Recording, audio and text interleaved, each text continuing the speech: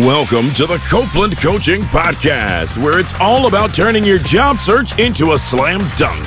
Your host is Angela Copeland.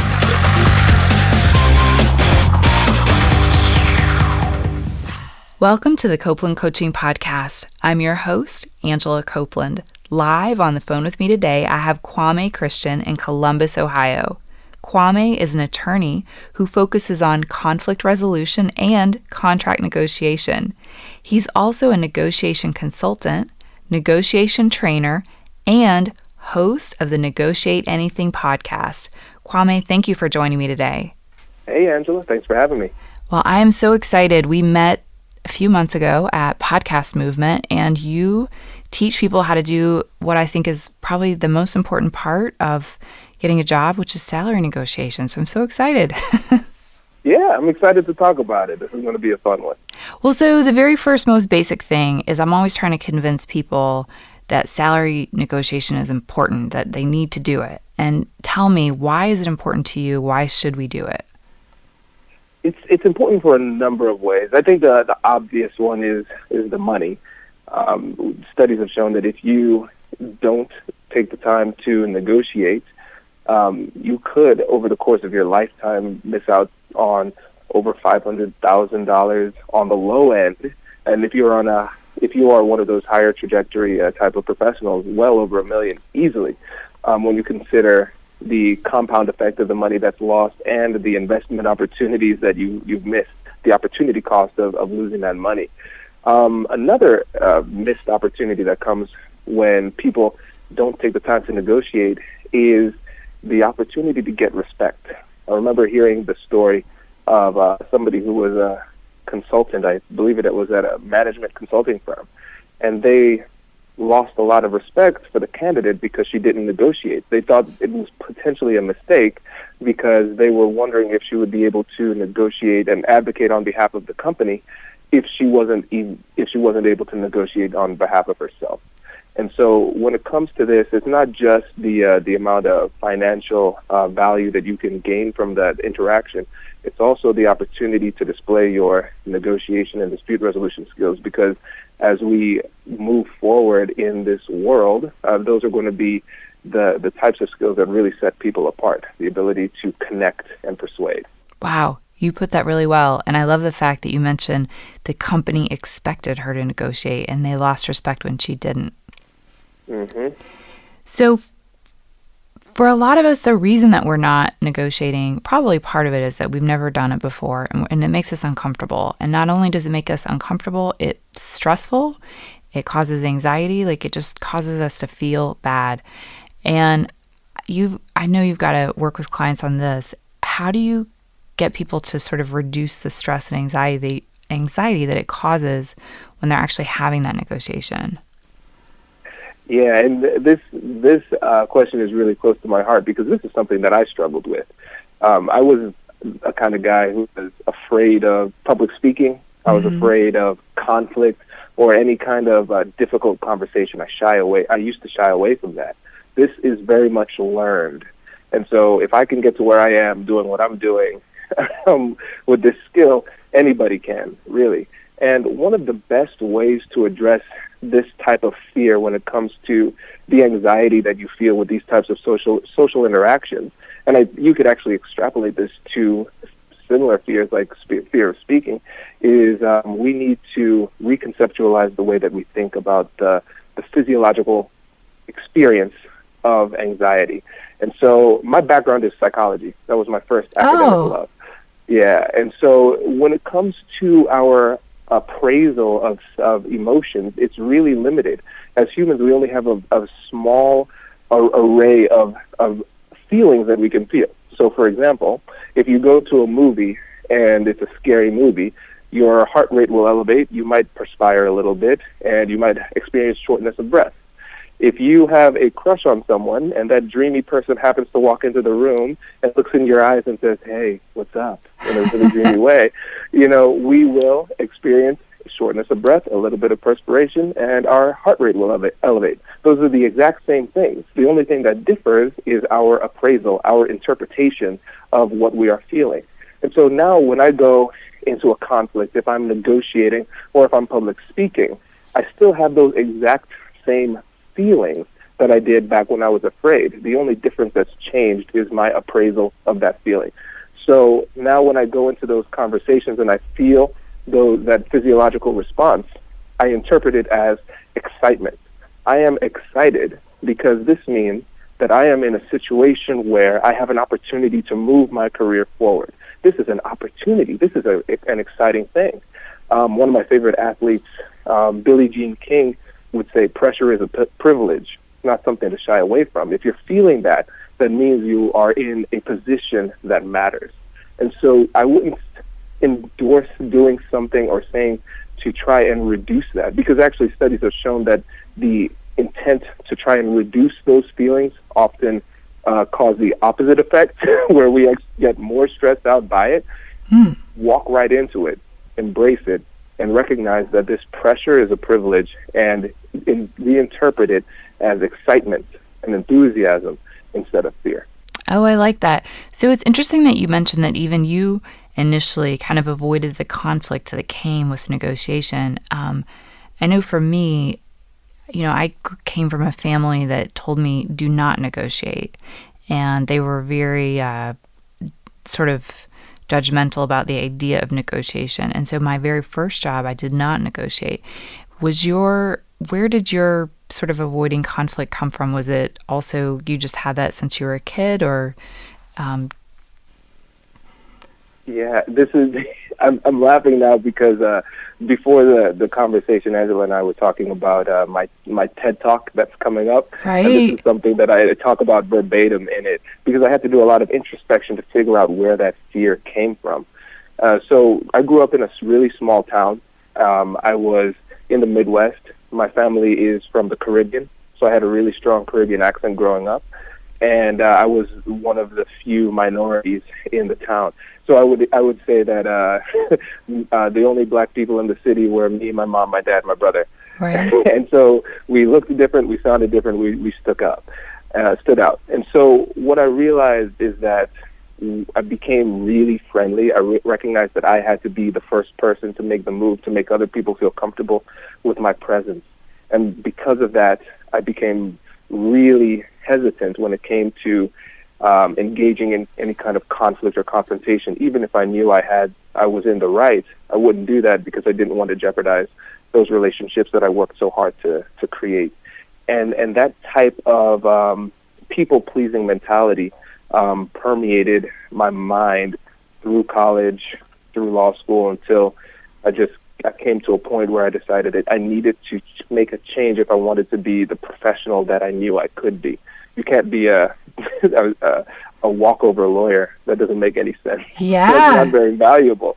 So using my background in psychology, I recognize that one of the best ways to get over phobias is through something called flooding. And that's where you hyperexpose yourself to the scary stimulus. And so what I engaged in was what I call rejection therapy, because what I was afraid of was social rejection.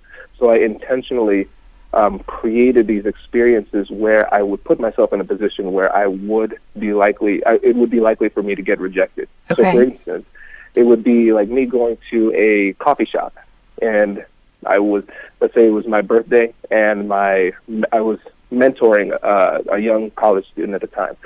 And so they said, hey, we see it's your birthday on your card. Happy birthday. Here's a free pastry. I'm like, oh, well, thank you.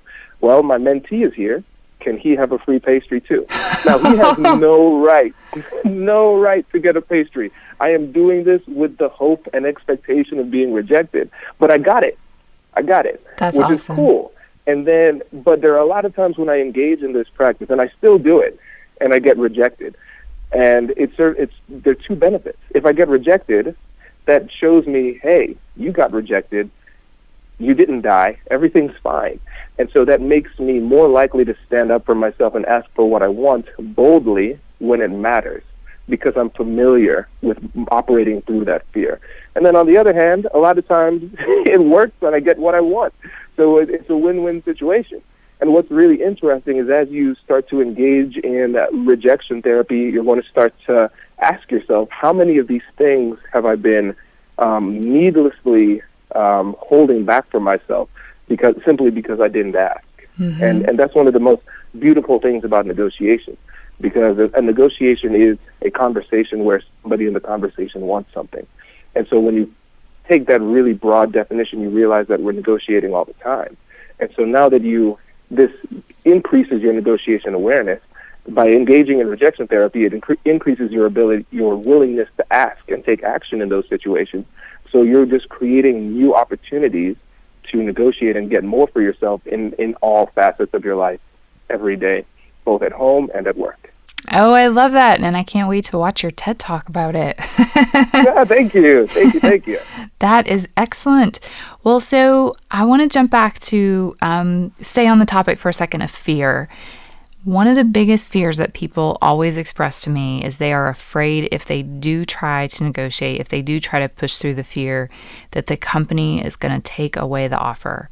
And I always like to ask people if they've ever seen this, because I have never seen this. I've never had this happen to me. I think probably for me, the worst thing I've had is maybe the company said, we're offering you the most that we can offer. We can't go any higher. But I've never had a company say, never mind, we're taking the offer back. Have you ever seen that happen? Yeah, yes. And you have. This is really yes, and I'm glad that I have. Okay. Here's why. So as you know, I consult with people who want to get more out of their salaries. That's one of the things that I offer. And so there was one person I was working with, and she gave a reasonable counter, and then the people rescinded the offer. And before she did this, at the time I felt really guilty, because before she did this, I was like, it is so unlikely. I've never seen anybody rescind an offer. And then the offer got rescinded. I'm like, oh my gosh, I did this to this young woman. What have I done? But I said this at the time. I said, listen, that is unreasonable. It is very rare that happens. The fact that they rescinded the offer is most likely indicative of something you want to avoid in that workplace. And so I met with her for coffee about 3 months ago. That's about a year after the offer was rescinded. Okay. And she said, hey, Kwame, so guess what? Since they rescinded my offer, they've gone through 4 directors at that place, and they came back and offered me exactly what I was asking for. And I said no. Wow. Because there's clearly something broken in your organization that you've gone through 4 people in less than a year. That's insane. And so if you get somebody who rescinds your offer, that is a great thing, because you probably are dodging a bullet, because that is not a good sign when it comes to an organization. If you open dialogue about your compensation and they shut it down immediately, it's probably indicative of a larger issue within that organization. Oh, I tend to agree. I've always told people I've never seen it happen, but if it does, maybe that's not the right company. Because it's just so unusual, and it's really unreasonable. I mean, you kind of used that language when you first started. She gave a reasonable counter, and then to have this happen, I mean, that's just nuts. Wow. It is. And one thing I'll say, following up on what you said, is sometimes they say this is the most we could possibly do. That's good. There's a strong camp in negotiation theory that says we need to go for no. And actually, it's funny that I say the word camp, because the author of the book is Jim Camp, and the book is called Go for No. Because if you don't test the boundaries of the deal, then we really don't know how far we've gone, whether or not we've been able to maximize the value. Think about it in more of a philosophical way with regard to your life. If you don't test the boundaries of your life, you'll never know how high you can fly, because you've never tried. And so when it comes to these types of negotiations, don't be afraid to push until they say no, because then you know you've reached your boundaries. And when it comes to salary negotiation, the big thing that we're focusing on is the number, the ultimate number for the compensation. But with negotiation, what we want to do is, especially in salary negotiation, is once we feel as though we have maximized the value on the compensation with regard to the salary, that's when we shift the negotiation to non-monetary issues, because we want to get the most we can with that big number. And now, okay, I've accomplished that goal. Objective number 1 complete. Let me see what I can do with vacation. Let me see what I can do with bonuses, sick days, etc. Yeah. I mean, where do you typically start after salary? Do you usually go to vacation? Well, it depends on the client. It depends on what their interests are. And that's why whenever it comes to negotiation, we need to take the time to prepare, not just with regard to our strategy and tactics, but with an internal audit of what we really want. Like the podcast episode I'm posting today talks about 5 sources of wealth. And I'm going to look bad now because I can only remember a few of them, but it's money, it's time, it's relationships, and some other things. But the thing is, if we are somebody who really values relationships, like our relationship with our family, that means that's going to be strongly correlated with time. And if we focus so much on maximizing value in the salary to the detriment of our time, we might end up with a net negative on this deal because we focus so much on what we thought we should, what society says we should focus on, to the detriment of what we really do care about. So there needs to be an internal audit to see what's important. Most people next comes vacation or benefits. If it's somebody with a family, it's often benefits. But for me, I kind of look at it differently. I would go for vacation time next, or maybe flex time. Yeah. I think for my last 2 full-time jobs, I negotiated for 4 weeks of vacation each time. And when I talk to people about that, they get really surprised because they say, well, I thought the company policy was 2 weeks. And it's like, well, it is until you ask for more than 2 weeks. Exactly. Exactly. But we're talking a lot about sort of what happens at the end of the whole job interview process. In my view, negotiation actually really starts with the very first phone call and the very first conversation, which is often with like a human resources person who calls you and they're pretty chill and they say like, oh, I got your resume. It looks really nice. Like, what does your calendar look like to meet with the hiring manager? And you're having a normal conversation. And all of a sudden they'll say something like, oh, by the way, how much do you make? And that's, to me, where it really begins. And I'm curious, how do you advise your clients to answer this question of how much do you make?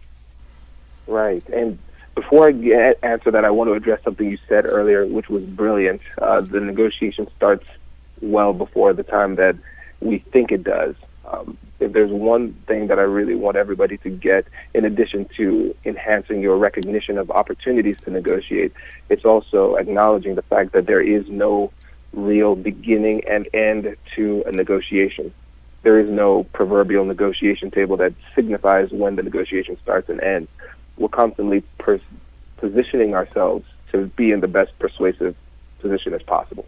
And so this dovetails exactly, like perfectly into what you were talking about now with regard to addressing our previous salaries. Now, best case scenario, they don't ask that. But hoping that somebody doesn't ask is not a strategy. So let's not even talk about that. What we need to do here is we want to avoid anchoring ourselves downward. And so anchoring is a psychological principle whereby the first number that is discussed is going to have a disproportionate amount of persuasive value with regard to the rest of the conversation. And so when it comes to our previous compensation, let's say we are trying to get over that 6-figure hump, and our previous salary was $80,000. The $80,000 almost becomes like a reference point for the remainder of the negotiation. So we don't want that to be there. So we have 2 options: either we make sure that it is not used as a reference point, or if it is shared, we obliterate it and make it seem illegitimate. So how do we do that? So if they ask for the salary, what I would say is something to the effect of, let's say you're the HR person that I'm talking to. Angela, I think I can definitely appreciate why that would be important, but I don't feel comfortable sharing my salary with you, and here's why. I want to make sure that for this new opportunity that I'm compensated in accordance to the metrics that would make my salary commensurate with the going rate in the market and something that's commensurate with my the amount of experience that I have in the industry. And so I want those to be the metrics that we use to determine my future salary, and just kind of leave it at that. And what I would say is, with regard to these questions that are difficult, that we know are coming, we should have our response like down. nice and crisp 2 to 3 sentences and know exactly what we want to say. I'm not somebody who typically advocates for like pre-rehearsed lines, like zingers or something like that. Right. But in these difficult situations where we know there is a potentially serious question coming up that could have a deleterious effect on the rest of the negotiation, we need to be ready for it. And especially in these situations where we're stressed out, the stress hormone of cortisol is permeating through our veins, which actually inhibits clarity of thought. We can't just leave that up to chance to freestyle it. So we want to be ready as much as possible. Now, oftentimes it is unavoidable, and we don't want to be weird or rude because we are weird or rude. Yes, we don't want either of those things to be true for us. And so if they push and say, sorry, we need to talk about we need to have it down, then go ahead and share it. But if that is brought up later, what I would say is, without being disrespectful to my previous employer, I do believe that I was undercompensated for this job because of XYZ reason. And then what I would do is I would bring in legitimate criteria to justify what you believe that you're worth right now, based on market analysis and consideration of what you have brought to the table as far as your experience. Now, in this conversation, we're kind of coming close to offers. And when it comes to offering, the rule of thumb in negotiation is whenever you have more information, you make the first offer, and whenever they have the more information, they make the first offer. And so in this situation, they know the market better than you most likely, but they definitely know their finances better than you do. So you need to sit back, see what their offer is, and then you can counter with your with what you brought to the table with your objective criteria, your evidence. I think that's all excellent advice. I think also you kind of mentioned being ready for their response so that you can, be prepared. And I know for me, like the most extreme example I was interviewing for a job in New York, and the human resources person was very aggressive, very direct. And I was trying, various ways to get around giving my number. And she just said, Angela, if you don't give me a number right now, we're going to end this call. And I just really calmly said, I totally understand. Thank you for your time. It was great to meet you. I hope you have a great day. And I think that just really stopped this person in their tracks. Because I wasn't afraid of that. And I knew there was some reason that if I were to share my number, I would have lost out. Like I was in such a different place financially that I wouldn't have been considered. And in that case, they happened to make an exception. She called me the next day and said, we're going to keep interviewing you. She clearly had a bit of a grudge about it. But I think you have to be ready because this is a really uncomfortable situation for both you and for that either hiring manager or the HR person. And, they may not handle it super smoothly either. And you just have to be ready to kind of roll with it and think of how do I want to respond to that other person's whatever they say. Absolutely. And I think that was a brilliant response, by the way. Well, I mean, if I had needed that job or if I really felt like I would have no shot in that situation. So there was a really good reason that I was protecting the number in that moment. So I think you have to, sometimes it does make sense, like you said, to reveal the number and explain it. But I was not, fortunate enough to be in that type of situation at that time. So, but you just never know what they may say back to you. Right. So anyway, I like the fact also you mentioned sort of who has the most information. So I assume, based on kind of what you said also, is that if we don't have to bring this up, we should not bring it up, I'm assuming. Oh, yeah, definitely. Right. Unless they give you an offer that is less than your previous salary, right, or like equal to, then we could say, well, I might as well just stay at that point. Right.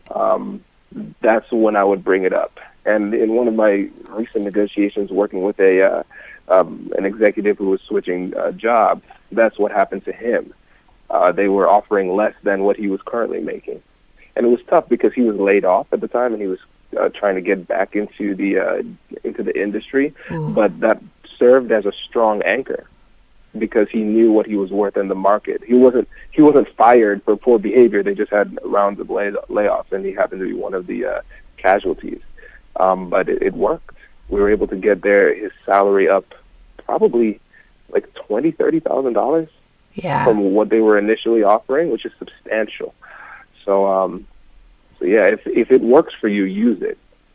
Well, I think it's really important to think about that. You said $20,000 or $30,000. I've helped clients to do similar things, and I think it's a really compelling number when you think about, I'm avoiding this because it's really stressful, this negotiation. I'm avoiding it because it causes me anxiety.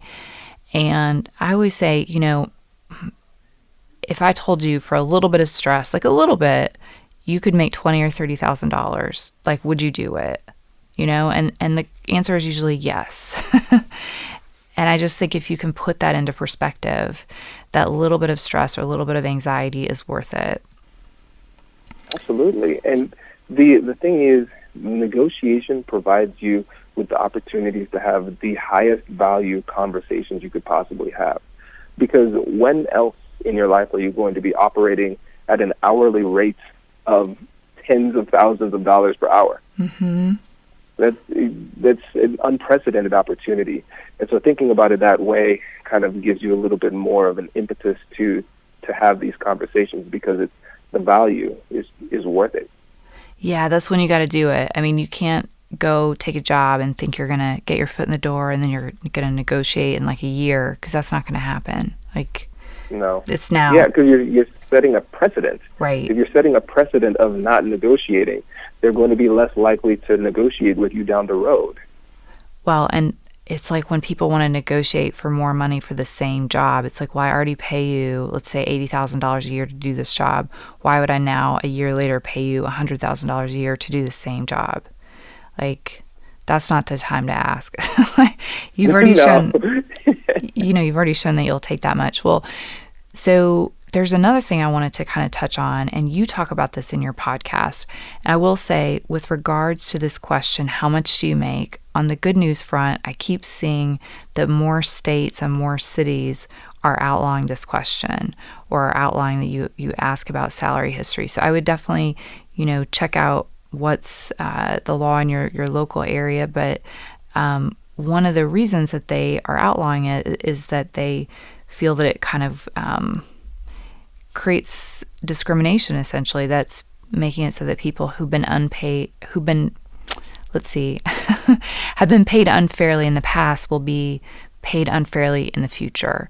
And you actually have a podcast episode where you talk about negotiating away the wage gap.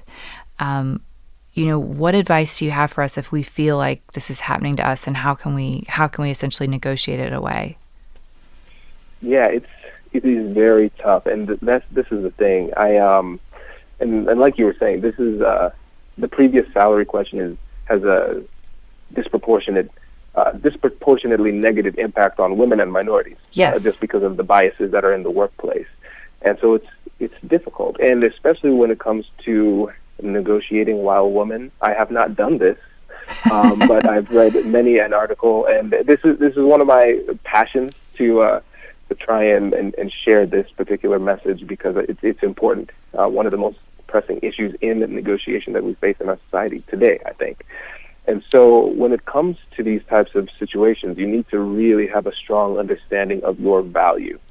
We need to focus on what it is you are worth to the organization and what it is that your level of experience and your personal attributes can bring to the table. And so a lot of times when it comes to men in negotiation, competence is assumed, leadership abilities, that's assumed. And so it's not as difficult for us to make that case. Whereas when you are a female trying to make those same types of arguments, you're going to need to be ready to substantiate those types of claims. That's one thing. Another issue that women face, or women and minorities, I'll say it this way, is the various types of stereotypes you'll face. Now, for the sake of simplicity, we're going to focus on two types of stereotypes here. You have descriptive stereotypes and prescriptive stereotypes. So a descriptive stereotype describes what somebody in your position or in your group should do, or it describes what you are like. So, for instance, a descriptive stereotype of a black male is somebody who is aggressive and most likely not as educated. So as a result of me knowing what the descriptive stereotype is for me, I always lead with, whenever I'm introducing myself or sending emails or something like that, I'm a stickler when it comes to adding all of the letters that I've earned at the end of my name. So it's always Kwame Christian, ESQ, MA. So it's like, oh, he's a lawyer and he has a master's. That's impressive. Okay. So it's psychologically overcoming that barrier. This guy is intelligent. And that's where I get, and then the next step is being that person who is taking the first step to make people feel comfortable. So I'm very friendly, smiling a lot. So I'm trying to overcome those almost invisible negotiations before the conversation even starts. Now, for women, it's a little bit trickier because women deal with prescriptive stereotypes. So a prescriptive stereotype prescribes how you should act in given situations, and which I believe might be more detrimental when it comes to handling yourself in negotiation. So when a male acts in an assertive way, it is seen as, oh, you are being a leader. That is what you should do as a male. That is impressive, and we respect you for that. Whereas if a woman would say or do the exact same thing, it would be taken in a different way because it goes against the prescriptive stereotype. And so as a result, what the studies have shown when it comes to negotiating through bias as a woman, you almost have to lean into the prescriptive stereotype and couch all of your arguments in terms of collaboration. And so when you're talking about your leadership abilities, a male might be able to get away with saying, I was able to accomplish this, blah, blah, blah, blah, blah, focusing on me. Whereas a woman would need to change what she's saying a little bit to say, as our team was able to accomplish X, Y, Z while I was at the helm. So it's a small little change in semantics that shows a little bit more collaboration. And then when it comes to asking for more on the salary, the change that I would make is I want to make sure that I want to make sure that I am properly incentivized to work as hard as I can for this team, because I really respect the organization. The people on the team are great, and I want to have the opportunity to work with it. And so you're constantly couching what you're saying in terms of collaboration. Is it fair? No. Is it effective? Yes. And so when it comes to determining the way you want to handle these conversations, it really has to come down to your personal philosophy. Do you want to lean into the stereotype in order to get more of what you want? Or do you want to make a stand and speak the way that you want to speak and use just standard negotiation techniques? And that's really a personal decision. I can't say you should do one thing versus the other, but I think it is important to be aware of the different types of stereotypes that affect you in order for you to create an intelligent strategy around it. Absolutely. I mean, I hate that reality, but I think it's important to be aware of it so you can work with it. Well, so say that we're ready to actually have that negotiation and we want to ask for more money. How do you initially kind of begin that conversation? In this hypothetical, are we saying that we are currently working in the organization or we have received an offer for a new organization? New organization. That's my favorite. Gotcha. Okay, cool. So here's one of my favorite techniques. I use it in almost all of my negotiations. I used it this morning. I'm a mediator, too, so I do some mediations, too. And so the question that I love to ask is, what flexibility do you have with this offer? And the thing that I really appreciate about this question is that it's open-ended, which is my favorite kind of question. And the difference between open-ended and closed-ended is that closed-ended can be answered in a monosyllabic response, which doesn't give you very much information, but open-ended questions draw out elaboration where you can get more information. And information is the lifeblood of negotiation. So that's the first thing. The second thing is that it assumes flexibility. And so we're not asking, are you able to change this? Can you give me more? Something like that. We're assuming that there is flexibility, so we want them to search the archives of their mind to see what type of flexibility they have there. So those are the two most powerful elements of that question. And then the next one, strategically, is that it gets them to negotiate against themselves. Because remember, since they have more information, we sat back and waited for them to come with an offer. They've made the offer, and they might say, hey, we are giving you $120,000 per year. When can you start? And you say, what flexibility do you have? Now, then, like I said, they're negotiating against themselves. So it gives them an opportunity to make a mistake of doing your job for you. And you want them to do that before you even come up with your own counter. So that is the benefit of that question. So when it comes to salary negotiation, if you get an offer, I think the best way to open up that conversation is by simply inviting them to negotiate against themselves by answering the question, what flexibility do you have? Oh, I love that. And then say we get to the point where we have, agreed upon an offer with the company, we're, on the same page. I know that you recommend getting the offer in writing. Can you share with us why it's so important to get that offer in writing? Yeah, as lawyers, we love to create paper trails, especially when they're positive. So if you get the deal that you want that to be written down as soon as possible for two reasons. Deception and forgetfulness. Sometimes if you get a really good deal, they might want to change it by kind of pretending that they've made an innocent mistake. And that's rare. I don't see that type of malice happening often, but I know it could happen, so you want to make sure that you have it in writing. The next one is forgetfulness. That happens. We're humans. So we have this conversation, and then a couple of days pass, and they say, oh, I forgot to send Angela that email. Let me send her that offer. And because they were negotiating, the number is different from what they originally had. They might make an honest mistake. And now you have to have another negotiation, or at least a difficult conversation about the number that you already agreed upon. Mm-hmm. Now you have to do more work. And so what I do in these situations, and this is something that you can borrow for any type of situation, is in a general business context. I do this with my spouse via text, not via email. But what I do is after I get a deal that I like the outlines of a deal that I like, I send the person an email. And I say, hey, Angela, it was great chatting with you today. I'm really looking forward to working with you and the rest of the team. Just wanted to make sure that we're on the same page with regard to this agreement. If I got anything wrong, let me know, and we can work that out. But it's my understanding that this salary would be $150,000 per year, 4 weeks of vacation, and X amount going to my 401k. Is that correct?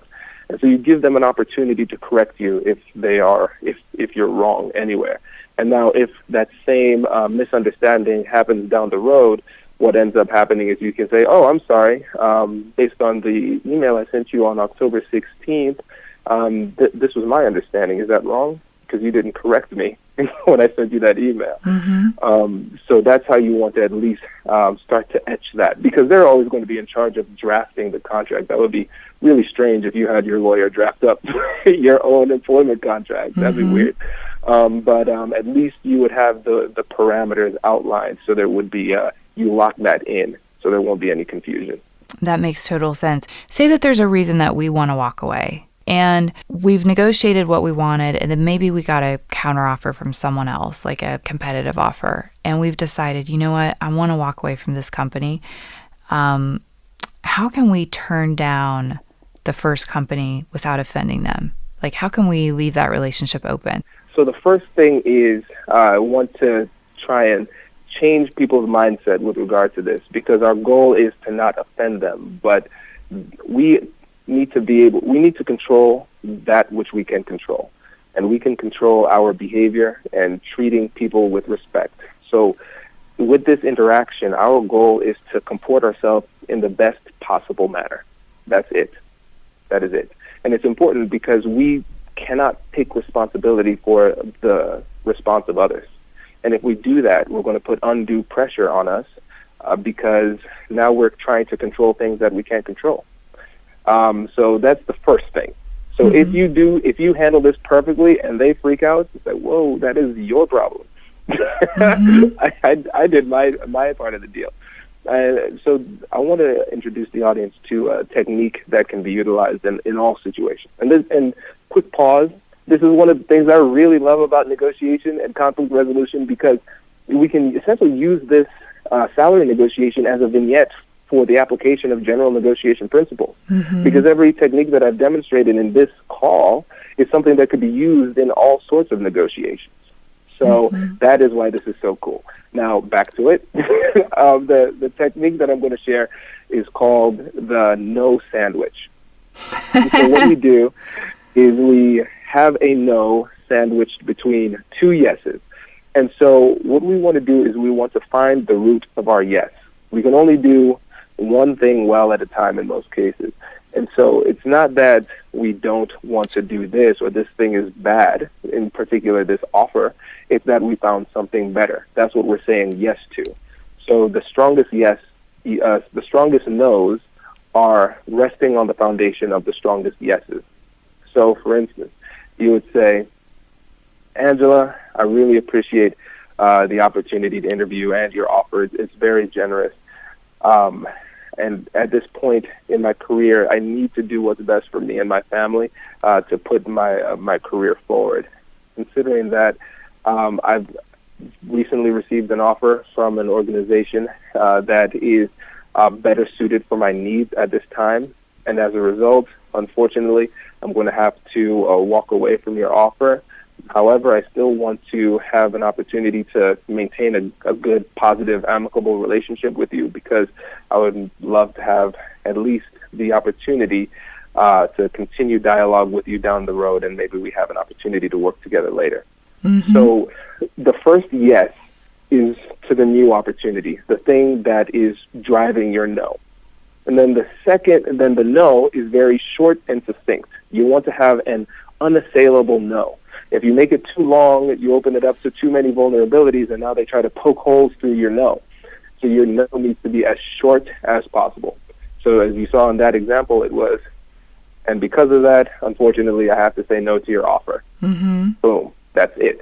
And so then you follow it up with another yes, which is a yes to the relationship, because you want to make it clear to the other side that you are saying no to their substantive request, not to them as a person. So you're saying no to the request, but yes to the relationship. I like it. Well, Kwame, this has been excellent. If we're listening today, where can we go to learn more about you and more about your work? Yeah, so first thing, I have a freebie for the audience. Yay! It is a 19-page negotiation guide that will help you to be more confident in your most difficult conversations. And it has a salary negotiation guide that you can use to walk through step by step what you need to do to prepare for your next salary negotiations. And it also talks about how you can handle conflicts and prepare for general negotiations and everything.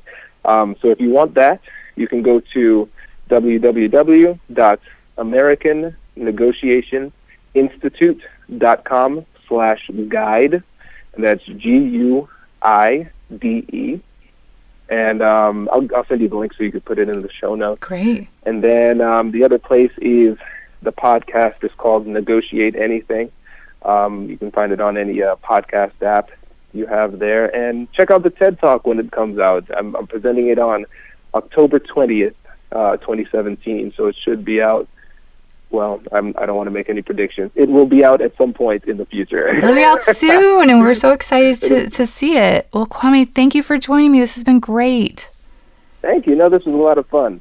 Great. Well, thanks everyone for listening, and thanks to those of you who sent me questions. You can send me your questions to Angela@CopelandCoaching.com. You can also send me questions via Twitter. I'm at Copeland Coach, and on Facebook, I'm Copeland Coaching. Don't forget to help me out, subscribe on iTunes, and leave me a review. Thank you for listening to the Copeland Coaching Podcast today with your host, Angela Copeland. Tune in next time to get more great tips on turning your job search into a slam dunk.